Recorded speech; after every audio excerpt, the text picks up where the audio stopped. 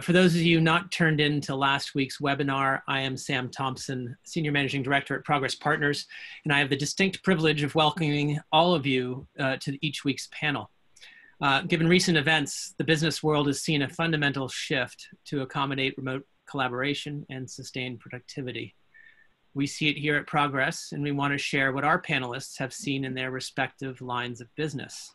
You do have our upcoming schedule here. Please plan to tune in for next week's session on health tech, as well as May 7th and May 14th, covering gaming trends, that is video games, and podcast and audio tech on the 14th.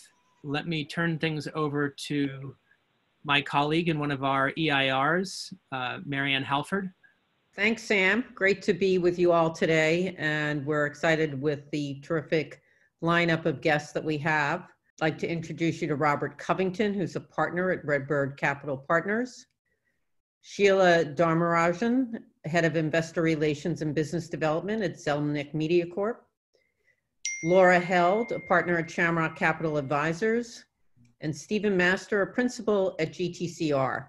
They all have very distinguished careers in private equity and will provide some really interesting insights as to how this industry is responding to the COVID situation. Go through a few slides just to set a bit of a context for today and looking at some of the impacts of COVID-19 on the PE markets. There's definitely been a huge impact already. Private market funding in Q1 20 is on pace to reach $77 billion, which is down more than 16% compared to the fourth quarter 19, which is interesting given the fact that it really became a very serious situation in our country in March. Versus in the first 2 months of the year. The projected decline in Q1 20 will be the second steepest quarterly decline in the past 10 years, second only to a 36% decline in the third quarter of 2012. In Asia, the drop-off is more dramatic and is expected to fall 35% from Q1 20 compared to fourth quarter 2019. It's also having an impact on fundraising. Fundraising by private equity firms got off to a strong start in 2020 with a total of $124 billion raised across 184 vehicles, the highest first quarter since 2017 and a 30% increase from Q1 2019. However, looking forward, subsequent quarters are expected to experience a slowdown in fundraising, with some GPs extending capital raising timelines by at least 3 to 6 months. It's also having an impact on private market deals. Private market deal volume has fallen globally, but most severely in Asia, as illustrated in these charts. While global deal volume is expected to decline 20%, Asia-based deals are expected to fall 40%. Asian deal activity declined 20% year on year in Q1 20 compared to declines of 17% in North America and 10% in Europe, with some of the decline likely attributable to the earlier outbreak of the COVID-19 pandemic in the Asian region. We wanted to also look at what the 2008 impact represented for private equity. And in 2009, the value of North American private equity-backed deals was the lowest value, just 21.2% of the 10-year high 2016, in the period of 2008 to 18. Bain & Company estimates that the deal activity in 2009 was 50% of that of 2007 and largely attributable to the global financial crisis. Next slide, we're going to look at some of the similarities and differences between 2008 and today. The similarities: exits will inevitably drop and holding periods for certain assets will likely extend. In Q4 of 2008, private equity's net asset value or portfolio valuation experienced stark negative changes. In the short run, private equity portfolio valuations will decline as write-offs are imminent. A mismatch of the sudden and unpredictable demand shock and falling valuations will inevitably lead to a slowing deal activity. Let's look at some of the differences. While credit markets have definitely tightened, they have not frozen completely as compared to 2008, when leveraged loan issuance shrank by 80%. And despite tightened credit markets, PE firms now have a record $2.5 trillion in uncalled capital, with more than $800 billion for buyouts alone, and more access to the private debt markets, which have 3 times the assets under management as they did in 2008. While global fund rating totals in 2008 to 2009 dropped more than 50%, investors have increased PE allocations since 2008, with LPs indicating, at this point, no reversal in that trend. But now, let's get on to our panel. I would like to have each of our panelists provide a 2-minute overview of what they do and how they're handling this current situation. Robert, can you start us off? Yeah, so in terms of my Redbird Capital, we're a growth equity, private equity firm that's out of Dallas, New York, and then we also have satellite offices in Chicago and in Toronto. And it's been an interesting period of time. We have spent, I would argue, the last 2 weeks really sorting our portfolio and putting it into, one of 3 buckets: on the critical care list, on the watch it list, or on the, seems to be in reasonably good shape. And it's interesting because I oversee our TMT investments. Within that ecosystem, we've got what I would call a tale of 2 portfolios. We have businesses that are actually benefiting in this period, like our data center businesses where we serve customers like Microsoft and Amazon. And then we have businesses where we have very limited visibility, like the Yankees network. We own the Yes Network with the Steinbrenners and Amazon, and we don't know whether there will be a baseball season. And so, depending on the company and the end market that it's serving, the action plans vary quite a bit. So on the ones where we're on defense, it's a lot about pulling out the covenant agreements, talking to lenders, talking to management teams, making sure that we are well positioned for survival or for getting out on the other end of this very difficult period.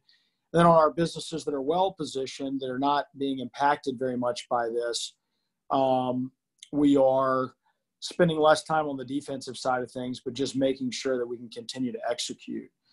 And I would say once we finish doing that exercise, which is what we did for the last 2 weeks, we've been spending principally the last handful of days around how do we take our companies, since we have capital and we have evergreen capital, and put those businesses, even the ones that are struggling a bit, on the offensive. So it's been a real change from looking at covenant agreements, talking to lenders, figuring out whether we can get government assistance, to saying, what would you do if you had more capital? What would you go buy? What markets would you go into? How can you pick up market share? So it's been a bit of what I would describe a bipolar experience with the portfolio over the last 2 to 3 weeks. Hi guys, I'm Sheila Dharmarajan. I am with ZMC, Zelnick Media Capital. We're a middle market private equity firm. We are focused on media communications and tech-enabled services, so very much a specialist firm. We're also hugely operationally focused on our portfolio companies. We spend a lot of time with each one of them. In terms of what I do for ZMC, I wear 2 hats. My first hat is one of business development, so I help source and originate deals across the portfolio, both for our existing portfolio companies and new platforms. And the second part of my job is that I'm also head of investor relations. So that includes fundraising as well as communications with LPs. In terms of both hats and what I'm doing right now, on the LP side, it's really all about communication. I mean, look, these are unprecedented times. LPs certainly understand that there are going to be soft spots or trouble areas in portfolios across the board. So what they really want is just transparency. They want to understand what's going on, how are companies doing, and importantly, what is the private equity firm doing to help shore up those companies that may be on that critical care list that Robert had talked about. On the business development front, I mean, look, from a ZMC perspective, we're in relatively good shape. So we have actually been using this to be very thoughtful about leaning in, being a capital provider. I think what you're seeing a lot of right now are companies in focus that really need financing in terms of rescue financing or that are distressed to a certain extent. But I think it's just a matter of time, whether it's 4, 6, 10, 12 weeks out, that you're going to start to see more and more companies that all of a sudden realize they need more liquidity. That maybe the sponsor that's in that company may not be there for another round. And I think those are all very interesting investment opportunities. And so those are some things we're trying to keep tabs of, get ahead of, and hopefully be able to lean in on. Hi, everybody. My name is Laura Held. I'm a partner at SHAMROCK Capital Advisors. We are a private equity firm that focuses on investing in the media, entertainment, and communications industries. And we actually started a little over 40 years ago as the Roy Disney family office, but we've since evolved into a more traditional private equity firm. And we are currently investing out of our fourth fund, which is a $700 million fund. And out of that, we do both growth equity as well as more traditional buyouts. So, you know, from a transaction type and stage, it's actually fairly broad, and we'll do minority as well as majority investments.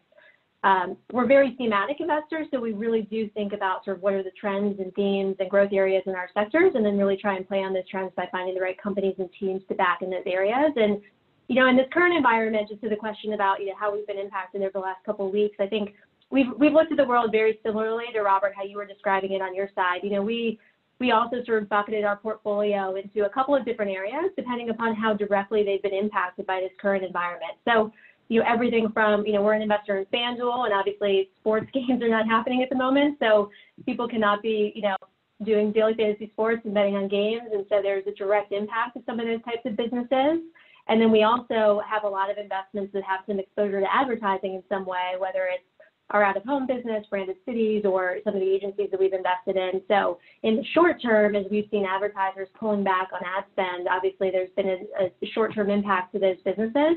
And then we also similarly have some companies that are less directly impacted, particularly on the infrastructure and communication side. So as we've stepped back over the last few weeks, we've really spent a lot of time looking at the portfolio and trying to make sure that we feel like they are equipped and set up in a way where they can navigate through the short term and get through some of the uncertainty and the challenges in this current environment.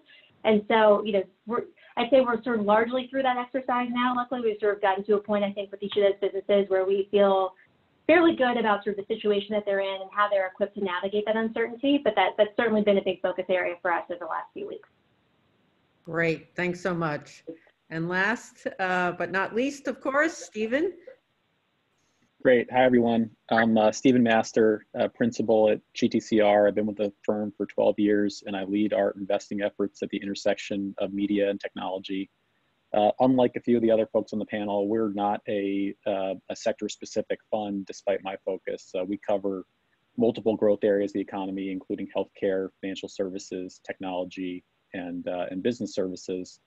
We're investing out of a $5.5 billion Fund 12 across those areas.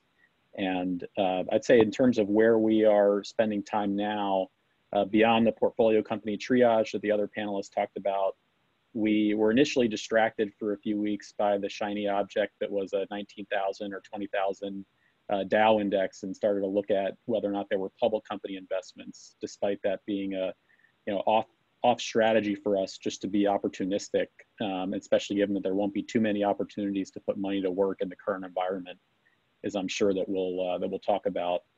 But the market recovered pretty quickly after that, and since then, beyond continuing to work with our portfolio companies to make sure that they are positioned to handle the current market disruption, we have started to build a funnel or a pipeline that we can execute on when the market returns to normal. Great. Well, we'll look forward to hearing more about that later on. But first up, I'd like to ask Robert a question. Robert, you talked about the tale of two portfolios. What's the dynamic of supporting the ones that are on the defense versus the ones that have an opportunity at this juncture to move forward? Yeah, it's a great question.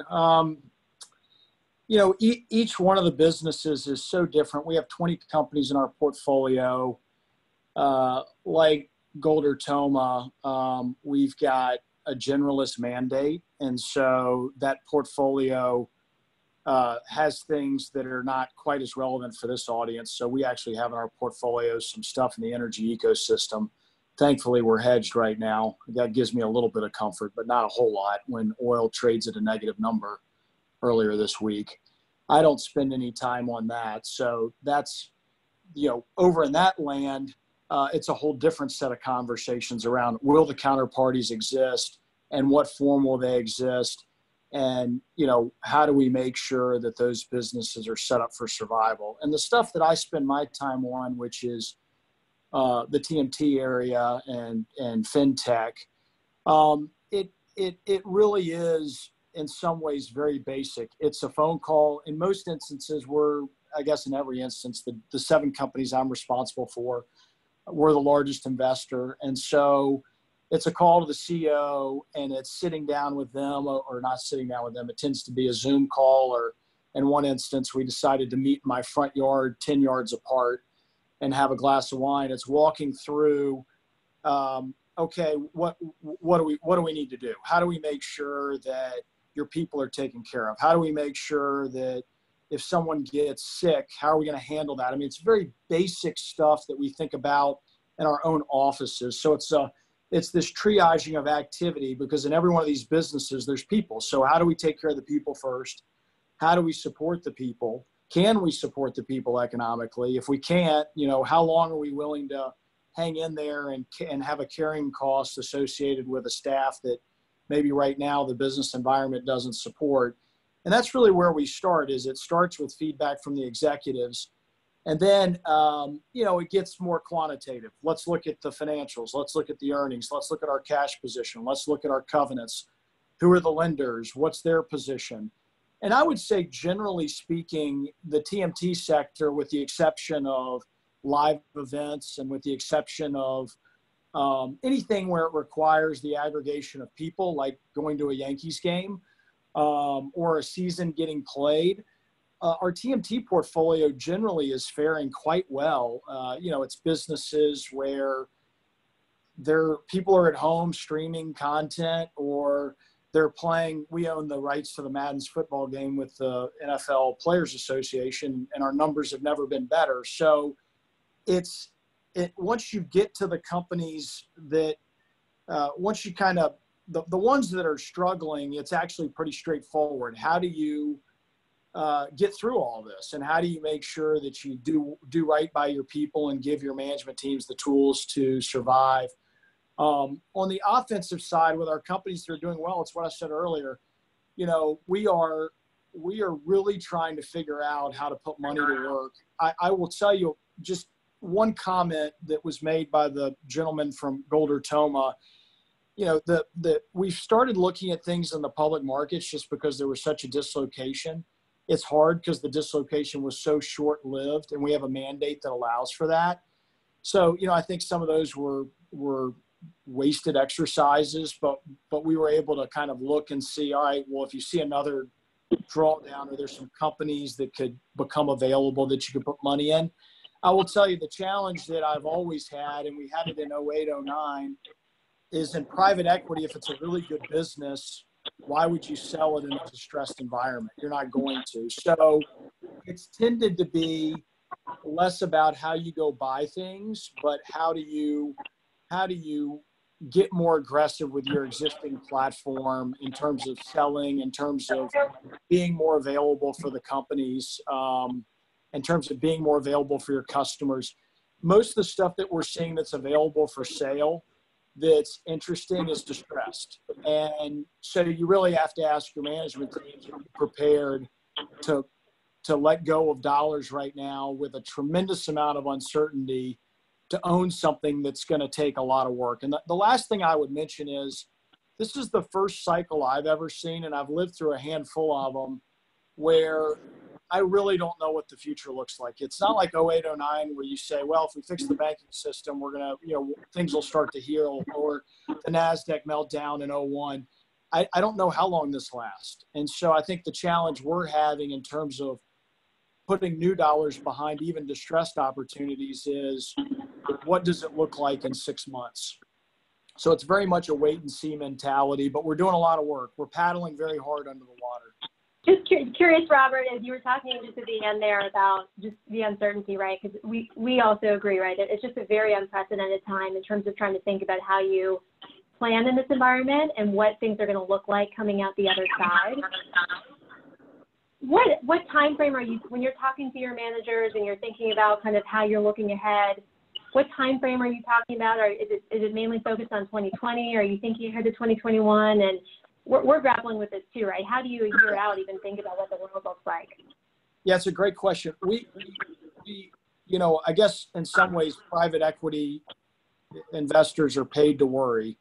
And so we are assuming that until there's a vaccine, the world is fundamentally different. And even if there is a vaccine, that you're going to have, you know, you could see some real structural behavioral changes. I mean, I'm not sure that I'll be getting on airplanes quite the same way I did in the past, because this actually works pretty well, what we're doing right now. So, you know, I think, again, if you were to layer it up, we first start with, if there's not a vaccine, people are not going to aggregate in large groups. And we've spent a lot of time talking to folks that we feel like they know what they're talking about. Maybe they don't, but we think they do. That you need a vaccine before you see people coming together. And then absent a vaccine, you know, it's really difficult for businesses that require social interaction. And so in the businesses that we own that require that, we are preparing for the worst. We're fully drawing down on the revolvers. We're injecting capital into the businesses. We're asking our management teams to build 180-day and 365-day plans based on a vaccine not coming until the spring. And so, you know, it's a little bit of, you need to scenario plan a bunch of different scenarios. And so I'll give you the three quick ones. A vaccine in the spring, and but the numbers coming down over the next 30 to 60 days, which it appears that they're doing. We're also battle planning a vaccine that doesn't show up until further out. And then we're also we're not battle planning anything that would assume a vaccine in the fall. We don't see that. Everyone we've talked to from the healthcare community says that's really hard unless it's for mission critical staff at hospitals and places like that. And so we're also looking at a vaccine that doesn't show up until this time, you know, until more the summer of 2021, even the fall. And that's pretty scary because some of our businesses, I'm not quite sure what that means. And then the last thing I'd mention is we also have businesses that are a bit hybrids, like a Yankees, where there may not be people going to the stadium, but there's still a game. So we're also looking at scenarios which are, it's bizarre. I mean, this is bizarre land where, okay, we're getting paid, but there's actually no one in the stadium. And so what is that? So it's a long-winded answer, and I apologize because I was told to be quick. It's a lot of scenario analysis, and it's basically trying to stress test those various scenarios. But the shorter answer would have been, the world is really challenging until you get to a vaccine. I would certainly agree with that. Great synopsis and great insights, Robert. Thank you so much. Moving on to Sheila, I think you, given your role, includes investor relations. It would be great to hear how you're coping with communicating to your investors at this point in time, because that's the other side for all of you in the private equity industry. What are their concerns? What are their pressing questions? Yeah, let me pick it up where Robert had left off in terms of scenario planning. Because, I mean, you have to imagine from the mind of an LP, that's what they're trying to do too, right? They have returns that they've modeled out. They have pensioners to pay or projected payments that they've done. So they're trying to also think about their different scenarios that they could be dealing with from a returns perspective. So when it comes to coping with LPs and what they're asking, first of all, it's really transparency. I think communication between GPs and LPs, I read a report somewhere that said it was at the highest it's ever been. LPs are being really appreciative of if you're proactively going to them and saying, hey, here's our situation, whether it's good, whether it's bad, here's what we know so far, here's how we're thinking about it. And the other thing they really want to see is action. They want to see that we're forward thinking, that we're doing that scenario analysis that Robert had mentioned, that we're thinking about what our options are in each of those scenarios. And then on a more micro level, of course, as you go through each one of the companies, you know, everyone has the same questions around liquidity, around, you know, solvency. What are you doing to help shore up the balance sheet reserves? And then it's also on new deals. As they think about their own capital pipeline, on their own capital call pipeline, you know, they want to understand what cash outflows they might have to deal with, because obviously they're seeing a change on their side with less sales and less distribution. So I think this notion of scenario planning is a good one, because it's really happening at every element, whether you're a GP, whether you're an LP. So a lot of the communications and questions that people are trying to answer are really around, okay, what's the best case scenario? What's the worst case scenario? How are we thinking about how we're going to handle each one? And Sheila, as you think about the fundraising environment in the new world, do you see LPs committing maybe more capital to private equity firms because now they need to chase yield and returns more than ever? Or do they retrench back a bit because they have to balance portfolios? Or just how do you see the different dynamics, and where do you think fundraising goes from here? I think overall, from an allocation perspective, I don't see the allocation to private equity declining. I'm not sure if I can call yet whether it's going to increase, but I think in environments like this is where the beauty of the private equity model comes out, and in that it's long term, right? We have a few years, even if we have issues right now. The way the model of private equity is, you have a few years to work it out. You have typically control over these companies, or you have a large voice at the table where you can affect the outcome.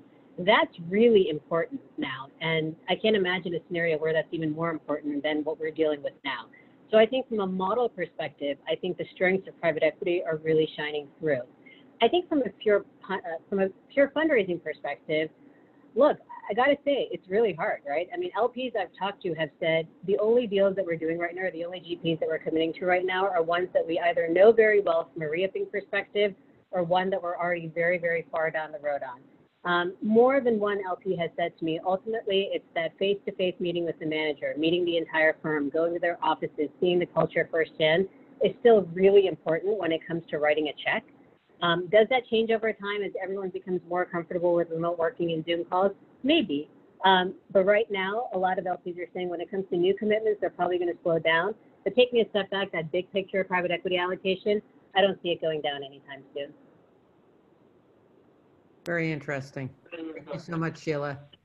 Laura, it's interesting that Sheila mentioned that people will want to go have meetings and see the management team and do different things before they commit capital. Are you investing in this world right now? Are you looking at targets? And if so, how do you wind up going about that? Yeah, no, it's a really good question. I mean, we as a team have been talking about this a lot because in the current environment, obviously, you don't have the benefit of being able to hop on a plane, sit down and meet with the team in person and do dinner and things like that. So that is a different environment that we're living in right now. You know, I mean, first to your question about whether we're still investing, we absolutely as a firm are continuing to look at making investments in this current environment. And I think there's a couple of different types of opportunities that we're evaluating right now. So we have some businesses that, you know, we're very far along in terms of evaluating making an investment in before COVID-19. So you've got, you know, the benefit of having met those management teams and done a bunch of in-person face-to-face meetings and had completed a lot of diligence. And so certainly with those, you know, we're stepping back and we're trying to make sure we understand how the current environment is impacting those businesses and how we structure those deals appropriately to ensure that given the uncertainty from a performance and a liquidity perspective, that we still feel good about making those investments. But those have the benefit of starting and having sort of built and doing a lot of work before this current environment changed so rapidly. So I think there are a few examples like that where we're very far along and we're continuing to push ahead. But there are also this group of opportunities that we at least at our firm have seen where there are actually opportunities that have come up, you know, since all of this happened and since this changed, that especially for some of the more growth equity type investments that we do, you know, there's businesses in this environment that maybe they already needed capital, or maybe this environment is sort of accelerating their need for capital. But in this environment, they're really stepping back and saying, rather than go through a big process and talk to a million people and sort of invest all the time and resources that a traditional process takes, we're looking for a really good partner. And there's things like that that are actually popping up sort of opportunistically within our network and our relationships. And the challenge there, to your point, is, well, how do you get there? How do you do the work that you typically would do when you can't be face to face? And I think, you know, we've been actually very pleasantly surprised by the capabilities of the video conferencing and all this technology that we have at our disposal. And you sort of get to know people, you know, even in a different element sometimes, because everyone's sitting in their living room or their bedroom or wherever while you're talking to them. But it is something that we are evaluating as we go and just trying to sort of determine how do we still build that rapport and build that trust and that dynamic from a team perspective. And then how do you actually go through the blocking and tackling to get the diligence done? And I think just, you know, the criteria in terms of evaluating those investments has changed a bit too, because certainly the long-term thesis and whether we think, you know, a business is good to invest in for the long term, we're looking at those questions in the same way in terms of, you know, is it a market leader with a good team, a differentiation in the space, and where will it be in 3 to 5 years? But short term, we're doing similar analyses and evaluations that we are with our own portfolio, right? In terms of how is the business being impacted in this environment? How do you forecast out what that's going to look like given this period of uncertainty? How do you capitalize those businesses given the challenges in the financing markets and concerns about cash and covenants and things like that? So it certainly is changing some of the analyses and focus areas as we talk to those businesses. Laura, this is Robert. Has your team had a chance to take the time to think about what might be some of the structural changes or winners or losers that show up coming out of this market? Because I think things will be different. I'd love just to understand, particularly because of access to the Disney ecosystem and where you sit, the types of investments you have. If your organization has begun to think about where some of the new opportunities and points of innovation may pop up. Yeah, no, I think that's a fantastic question. That's an area that we're talking about that a lot as a team, just right. So where are areas that we thought were interesting that continue to be interesting in this current environment, and where are things changing, right? So, for example, you look at the current environment that you can't be face-to-face. What's our long-term view on events? Is that something that's going to come back? And I think, we still are bullish that eventually something like events, there will still be a place for that, but there's also going to be this new emerging sort of hybrid model or virtual events or things like that are going to be different, because now in this environment where you've been forced to test out some of those technologies and alternative means, you're starting to realize some of those things are very effective too. And I think big picture, there's going to be an acceleration of certain shifts in behavior from a consumer perspective and from an advertising dollars perspective when you think about, where people in this environment are starting to shift behavior, and the longer we're sitting in this period, how that's going to change the long term. So whether it's something like, just the way people are sort of buying and purchasing and consuming stuff, so e-commerce trends and shifts, and ultimately sort of how you reach consumers if they're buying in different channels, or from an advertising perspective, right, we're seeing across the board that there's been a significant pullback in ad dollars, and people are pausing and delaying and trying to figure out how to navigate the short-term environment. But when they come back, when those dollars start to come back, there is a question of how quickly they come back and at what level, but then also how do they think about their channels differently, right? So how are you thinking about each channel and how you measure what's most effective? And one area we think will be really interesting is just on the performance marketing side, as you start to think about increasingly people are going to be really scrutinizing that spend, right? They want to be able to measure ROI. They want to be able to leverage data to make sure that every dollar that they're putting out is effective. And so that can take different flavors and mean different things depending upon the advertiser and where they sit.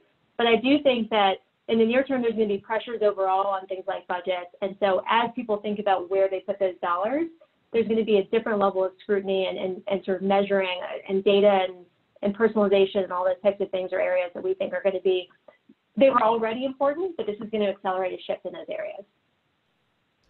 Thanks so much, Laura. That's really interesting in terms of getting your insights. Stephen, teeing off of what Laura just said, how is GTCR looking at investing in a post-COVID world? And again, based on all the information we've heard today, we really don't know if it could be post-COVID, could be this year, or it could be sometime later in 2021. But how do you begin to start thinking and planning for that period? Yeah, it's a great question. And I agree with a lot of the comments that the panelists have made up until this point that I think touch on this theme. But first, in a mid-COVID world, I agree that I think the opportunities that folks are seeing are more opportunities to do structured investments, more growth equity type of opportunities. I think it's really hard to do traditional change of control buyouts when you can't even forecast 2020 with confidence just based on uncertainty around when business activity will resume. And so I don't see a lot of those events happening. I know that we walked through some slides at the beginning of this presentation on overall levels of deal activity and that we were down 30% in Q1. That number is going to get way, way lower, or the rate of decline is going to get much higher as we go throughout the second half of the year pre-vaccine. So I would think that easily we will have more steep declines than we did in 2009. As we think about post-COVID, which I think is maybe more fun and exciting and interesting question, It's interesting. I think there are a few different factors at play. On one hand, and Sheila touched on this, there are record amounts of dry powder that we all have available from our LPs to deploy. The private equity industry has never had more money sitting on the sidelines to commit to new investments. And if anything, I think that trend and that we're just going to keep beating our own records, even in the middle of all this dislocation, because we'll continue to raise new funds. LPs will continue to commit capital to this space. So the demand for new investments is high and getting higher. On the flip side, I think the supply will get lower. I think the risks that private equity firms talked themselves into during a 10-year expansion period, whether you were maybe willing to take more business model risk because the last recession was so far in the rearview mirror, I think some of that risk-taking activity will be curtailed, at least for the next couple of years, even once we have visibility into what the new normal looks like. And then I also think that, and many folks that are in the audience may not know this, that it's increasingly most of the investment activity that private equity makes is just private equity firms selling a company from one firm to the other. And the benefit for the selling firm is that they can crystallize gains for their investors. But given the market pullback and the impact that COVID will have on most of our portfolio companies, we're not going to have as much gain. So we're not going to have that urgency to monetize, and that's going to impact the level of the amount of supply that comes on the market for new private equity firms or other private equity firms to invest in. So higher demand, lower supply. I think that we will have a lower transaction volume for a while, but I actually don't think the prices will go down because people still need to commit money to find new investment opportunities. We still need to justify our existence. So I would say in a new normal, stable to increasing multiples and lower deal volume overall. Stephen, let me jump in here with a question. If there's one thing that this pandemic has shed light on, it's the importance of technology. It has really shown us the possibilities of technology. And I personally think that even in a post-COVID environment, that's only going to heighten, especially if people are more concerned with person-to-person interaction. And of course, a lot of that is enabled and powered by software. So as a software and tech investor, what are some of the trends that you're starting to think about in that post-COVID environment? Is it more non-touch, type of software powering? Is it more audio? Like, I'm curious to see what you guys are thinking about kind of big picture in a post-COVID environment. Yeah, that's a good question. So in our portfolio, we own a business called Intelliquent that's actually carrying all the voice traffic for this conference. If you dialed into Zoom through a phone instead of through your computer, it runs over our network. And the traffic for this portfolio company is up 60% year over year. And so that's great. And you might say, hey, that's a trend and we should look to deploy capital in more of those businesses. But again, until you know what the new normal looks like, I think it's obvious that there are certainly some areas that we want to spend more time researching, that we know that there will just be more dollars allocated from businesses' budgets towards these capabilities. But it's impossible to say whether this business long-term will be up 5% or it'll stay up 60%. And so we're not really jumping to any conclusions yet, but clearly there are a category of winning technology companies, and folks that have technology investment practices are going to find ways to deploy capital behind those companies. Well, we've gotten some really interesting insights from everybody here today, and lots of uncertainty, but there's also still going to be a lot of opportunity ahead. So I thank all the panelists for their robust answers and insights. And now we'd love to open it up to the audience to ask some questions and submit them. You can submit the questions along the arrow that is being provided here. So hopefully we can get some coming in. I already have a few here. So I'm going to pose the first one. Seems like Robert and Stephen believe that the public markets have bounced back and will not double dip or even go lower than before. Without a vaccine in the near term, what factors are driving the thinking that take privates are unlikely? Who wants to take that first? Yeah, I'll hop in real quick. Just to be clear, I do not, the public markets have bounced back. that gives me very little confidence that they will stay bounced back. And so I don't know if Stephen was saying this, but it's the way we've thought about it. There was this period of time where there were some companies that got cheap and looked interesting, and you were getting inbound phone calls from investment banks saying, would you look at a pipe? Would you consider a take private? And they were in sectors where we had domain expertise, and so we looked at them and still are.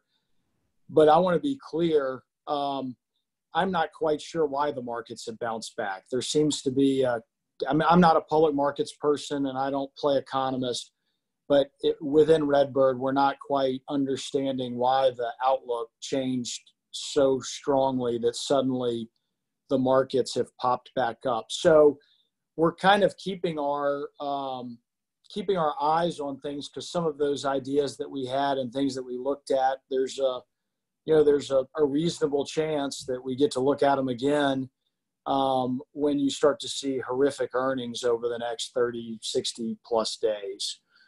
So I wanted to be clear. We are not believers that the markets have bounced back and will stay up. The opportunity set that we were pursuing became very uninteresting once the market bounced back.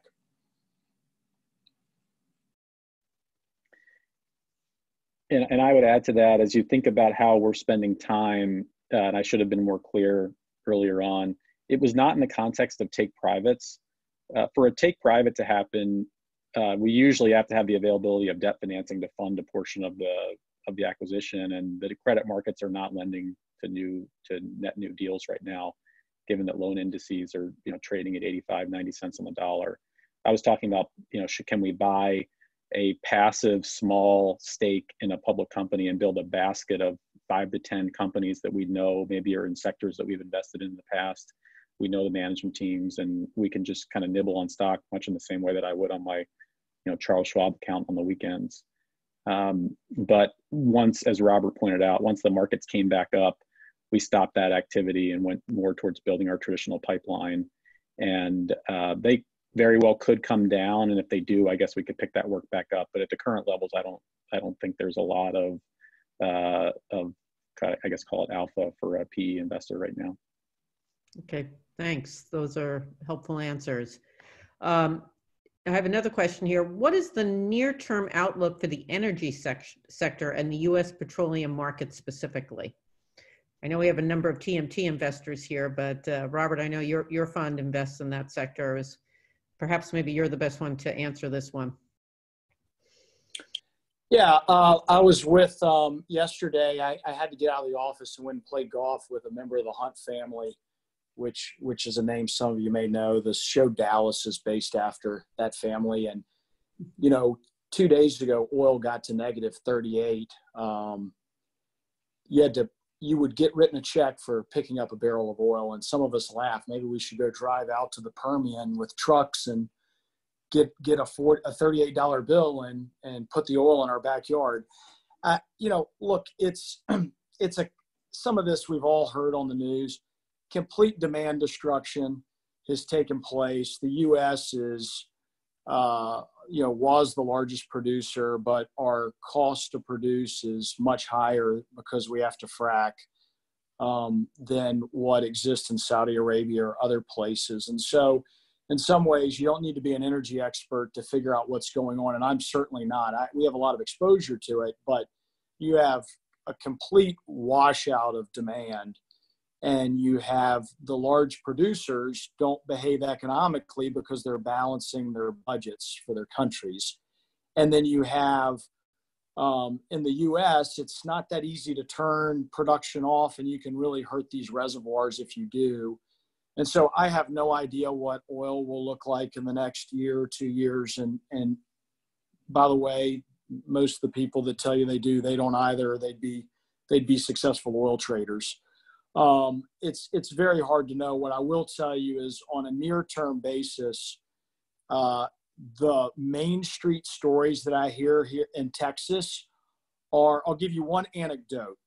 Saudi Arabia is taking their tankers and they are continuing to bring them to the United States. So tanker full of oil, putting them in places like the Houston Ship Channel, because when you don't have a place to store oil, you store it, Cushing's filling up, you store it in rail cars, and you store it in what's called floating storage, which is just an oil tanker.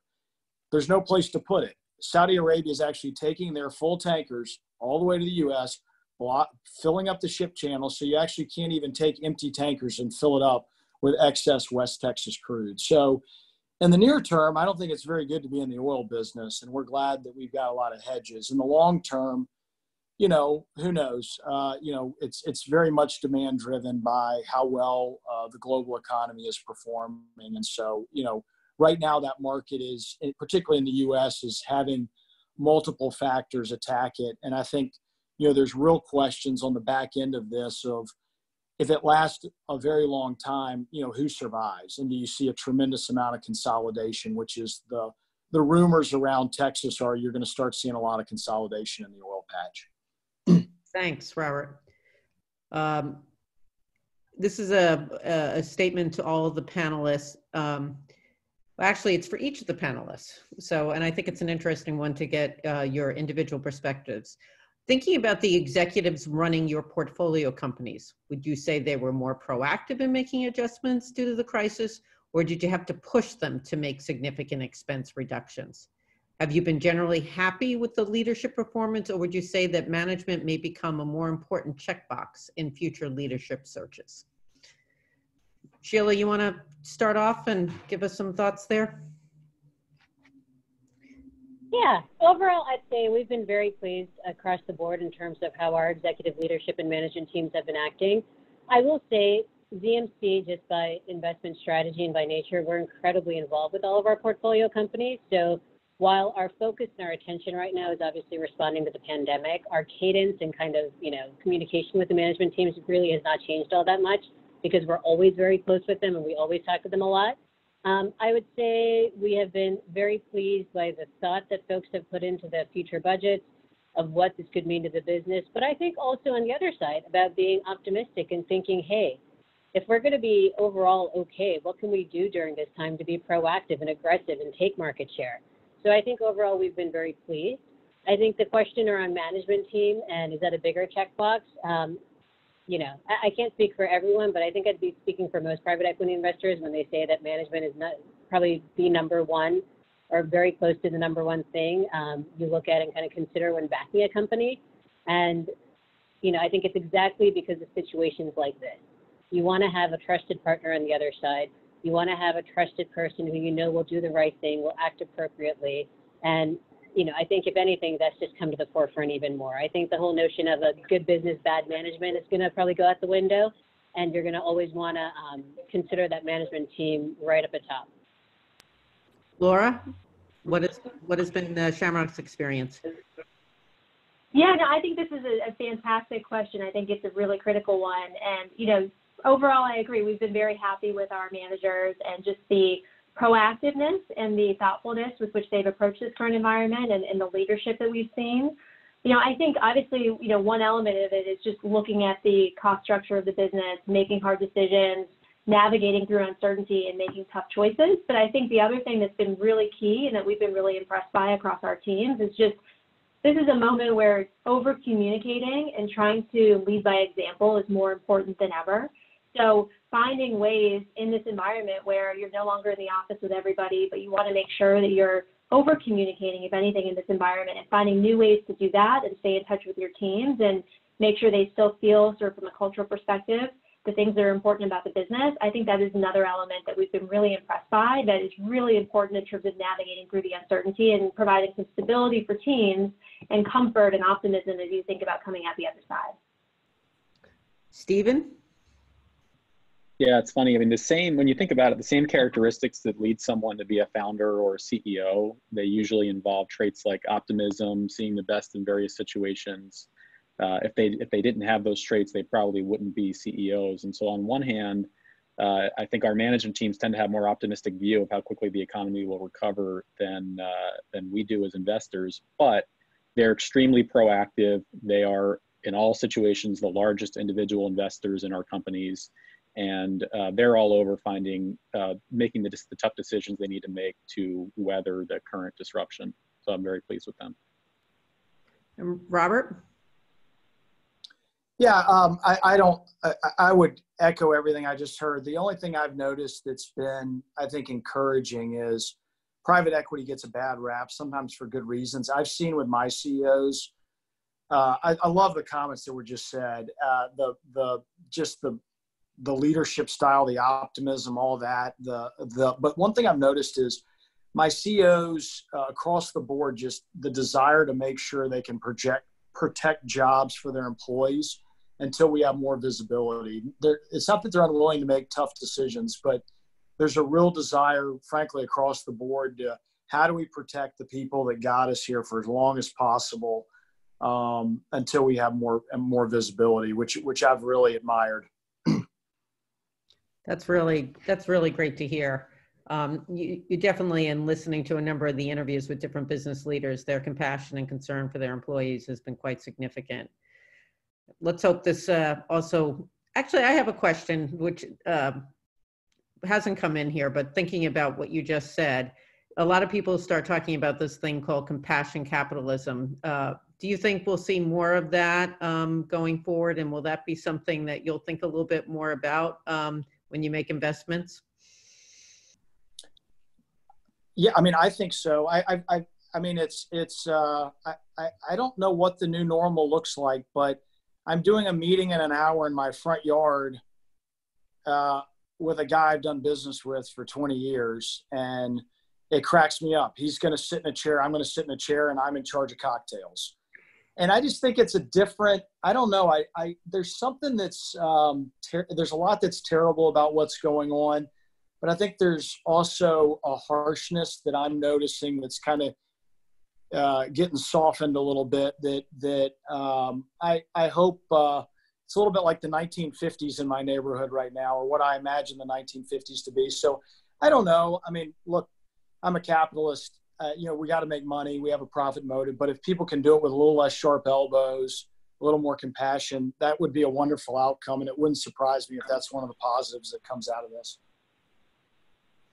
Laura, you have some thoughts? I agree with that. Yeah, I would just add, I do think, it's really interesting, right? Because this environment has forced everybody to be, working in their home environments and be sort of adapting on the go, and everybody has a different personal situation and is navigating things in the background. And I think it just speaks to, the power of relationships, and everyone is going through this shared experience. So there's something about that just sort of breaks down some barriers and some of the posturing and things like that, where, there's a relatability and a human element because everybody is going through this crazy time together. And I found that actually, even though we're not in person and absent sort of sitting in each other's yard or staying 10 feet away or things like that, it's really hard to create that interaction in person right now. There is a different human element and relationship element, which is sort of a silver lining in all of this. Is there one private company or sector that you wish you were invested in or more exposed to in this market? Simple answer from each of you, and then we'll wrap this up. Zoom. Great answer. Stephen? I'd have to say the same thing. That's what came to my mind. Tools that facilitate telecommuting and teleworking. It's the obvious winner. Robert? I wish I'd invested in Amazon 20 years ago. Okay. Laura? Yeah, I was just going to throw in, obviously, remote learning and some of the communications tools. Zoom is obviously the most obvious example of sort of how people are using that right now, but it's really accelerating a change there, and it'll be interesting to see how we use that coming out the other side. Well, thank you all. This has been a great conversation. I wish you all continued safety, continued health, continued bonding with your families, and continued success with what you do.